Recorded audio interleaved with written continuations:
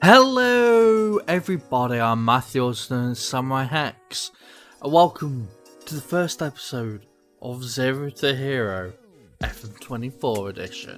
Now, Matthew, you might be saying, why does it say a new series, episode 1, yet you're in 2044? Well, this is a continuation of the same universe as Manager of Legends, which was my other save, where I took a manager called Neil Brandon, a Northern Irish manager, and took him from playing in the lower leagues of Croatia, where I got relegated and sacked, to playing in Japan and win the title there, to playing in England with West Ham and Crystal Palace, to playing with Real Madrid and winning titles there, and winning cups and titles in Napoli in Italy, and then as also with Lille in France. So it's continuation 20 odd years, or well 21 seasons, 20 years of his career, and he retired at the ripe old age of 60, and now his 3 sons are going to be taken over, because yes, I've got one son which is the current manager. It's going to be called Dominic Brannan. He started off exactly the same rating as Neil Brannan was 20 years ago, except he's 5 years younger. He's the oldest of the 3 brothers. The other one is Ryan Brannan, who I've noticed has already got the job at Scarborough Athletic, because we skipped a bit of head and fun until we got some job interviews. But he's 33 years old. I've put him as... I basically took the in-game editor, which I've had open the entire save of Manager of Legends but never used it, and actually used it to better the save of Zero to Hero. So I basically got a random goalkeeping coach from Northern Ireland, changed his last name to Brannan, and made him a 3-star reputation, so he'll get quite easily any job in like League 1 or League 2. He's ended up going for Scarborough Athletic, who are in this universe or a League 2 side.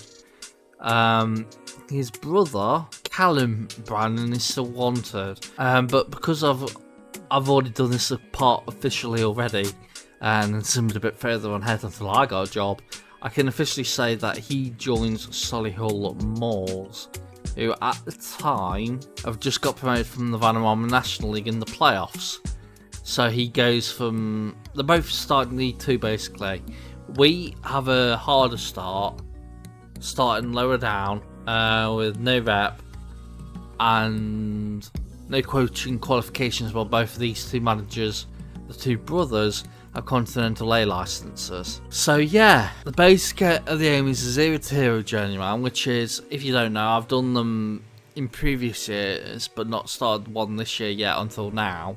It's basically where we are in control of transfers, and like Manager of Legends, which was like a head coach save, where we had no say in transfers or staff incomes and outgoings. This we do have the say, and the aim is to be the most successful manager from now until the end of FM24, compared to our brothers at least. So yeah, join me on this journey as we see what our manager and his 2 brothers can do in the world of football after their dad, Neil Brannan, did such a great thing with winning a Champions League, multiple League 1 titles, multiple La Liga titles, a J League 1 title, a Serie A, and loads of other cup competitions. So yeah, if you want to support this video, first thing you can do is give the video a like.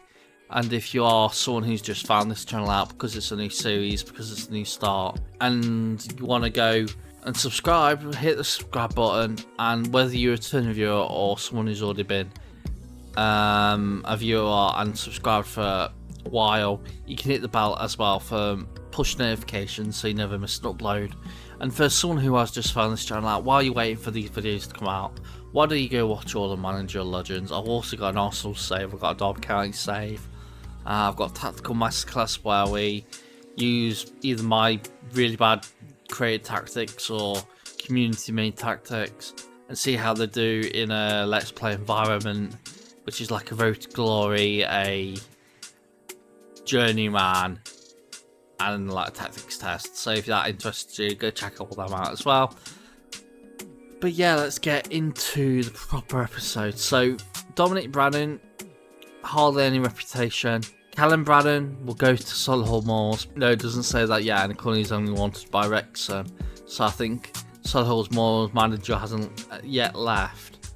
Ryan Brannan, on the other hand, has immediately got a job at Scarborough. So yeah, we'll see what happens. I'll probably skip ahead until we've actually got our first job. So our first club has been decided. It's Tokyo Musashino Utd FC in the J3 League. I've looked at the finances. They have poor finances. They have no youth recruitment and no junior coaching, so we're not going to get any youth players. So that means we're going to get no homegrown players at the club. So it's a really low down start compared to Scarborough and Solihull Moors for the other two brothers. So it's going to be really hard. Hopefully we can do well. By the way, if you are someone who's just returned from the Manager Legends save, who's always watched it all throughout while it was being aired, you might be wondering why this isn't like a season episode. Season per episode, or one episode is one season. I decided, given my writing is kind of taking off with the whole finishing the book and trying to get it edited, I want to put more time on my writing side, and doing one season per episode means I'm playing more time Football Manager. Well, with these I can maybe do one day to get through all the 2 episodes, and then take a break for a couple of days, do another episode, and then do another in a couple of days time after that. That's how I'm doing it. So yeah, it's going to be Let's Plays again. If you were quite looking forward to the season review stuff, and you've basically still got Tactical Masterclass, which hopefully will be continuing. I've decided to continue it. I don't know, it depends if I've got time. Yeah, in the end we had 2 other clubs coming in for us. Tiverton Town in the National League North or South, whichever one it was, and NK Beliski in Croatia's second tier. In the end, because I'm a big Japanese football enthusiastic guy I don't know how to say this so well, but I'm a big enthusiast of Japanese football, I picked Tokyo Musashino, or Musashino United. So we've joined them. They're currently in a relegation scrap. We've got no director of football. Assistant manager is this guy who looks really good for his for the club's quality. Media prediction is 20th out of 20th, and currently we're 15th. Apparently I have Insca finances, which I've already told you I think, but we've also got a minus 20,000 transfer budget. So to avoid the owners selling players underneath me, I've got to sell a player. And yeah, best player is apparently this guy, Riku Hayasaka, who is on loan from Yokohama FC. We've got a couple of players on loan from Yokohama, so maybe they're a feeder club. Well, a senior affiliate. Well, Ikeda is another loanee on loan from Tokyo Verde. The expectations for this season literally just avoid relegation. I think we can do that, hopefully. Do that how I like it. And yeah, let's look at the best players. So the best players according to... There's only 3 players that are 3.5 above. And that's Riko Hayasaka. He's a DM midfielder on loan from Yokohama, like I've talked about. Kanta Otomo, another player on loan from Yokohama FC, who's another DM, can play midfield but also play centre back. And then our other good player is Atsushi Yanagisawa, who is a right back, left back, can also play left wing back, and can maybe be trained to be a DM. And yeah, if we go by wages, because if I go to finances, like I said, we've got the minus £24,000 in the transfer budget, and we've also got £27,000 spending. We only have 20,000 to spend, so we've got 7,000 over that, so we've got to get that down. If we go to people that are leaving at the end of the season, of course the loanees, and then a load of these players, some of them 3 stars, 2.5 stars if they do good, I'll probably give them a contract, but currently we can't probably afford even a contract. So first off, this guy's going on the transfer list, which is already on. And yeah, I forgot anyone in the reserves because, like it says here, there is no youth crewman and no academy. So hopefully we can get that up eventually. But with them having hardly any money, we kind of can't ask for it. So we've got 5 players in the reserves. I'm just going to promote every single one of them to the main side. And then maybe I'll sort this out later, but I'll maybe put a couple of them on like the transfer list. Maybe not the goalkeeper, because I've just noticed that we've only got 2 goalkeepers, and if we sell Okamura, then it's only Yano in goal. So yeah, we're gonna have to figure it out. Anyway, I'm gonna skip ahead because it's coming up to the transfer window, and because it's the transfer window, I'm gonna do a transfer special in this episode, and this is gonna be the first episode with Musashino United. The results have not been going well, and like I said, we're currently in 15th place, 17 points, only a point away from 19th place Minabe Mutsumi, who would be the relegation playoff. Miyazaki are 6 points behind us in last place, so we've got to hope we don't do too badly. So I've actually played all the way till the end of the summer window. This is the tactic we're going with. I'll just quickly remove the player so you don't see who we've signed. You've probably already seen it. But yeah, it's a 5 at the back formation because the next we had a load of centre backs and hardly any positions out. So what we've done is we've got 2 inverted wing backs on spot to basically move into the DM slot.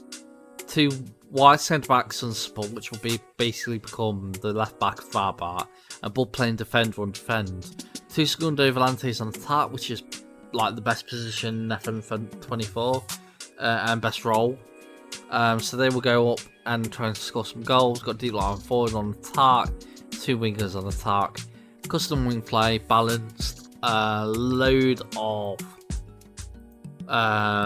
things to say to the players in terms of transition, out of possession, and in possession. And yeah, the results haven't been going too badly. So yeah, we joined just after the Minabe Mutsumi game, which the caretaker manager won 2-0.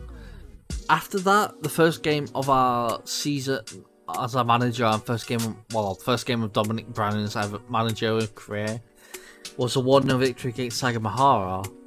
Before we're then getting thrashed by Kyushu, which, to be fair, they're the best team in the league.